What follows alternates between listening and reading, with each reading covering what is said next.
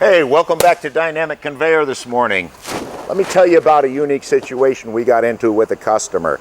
He had a problem. He had some machines processing some of his product, dumping it out in piles on the floor, and he had to have it loaded in totes because as that piled up, it was putting back pressure on his processing equipment, so it had to constantly being scooped out of there with a pitchfork and thrown into one of these big Gaylords. So he came to us with that problem. With our years of expertise analyzing applications, talking to our belt supplier, we came up with these two machines that's going to help him out, save him a lot of time and money. So what you're seeing here is, the way these were designed, is to fit right underneath his processing equipment. Take this product, bring it up to the top, and put it into a Gaylord. He also wanted to be able to have removable control boxes here, the speed controllers, so we put longer umbilical cords on them so he doesn't have to leave them right here with the equipment. You move them around, do whatever he wants with it.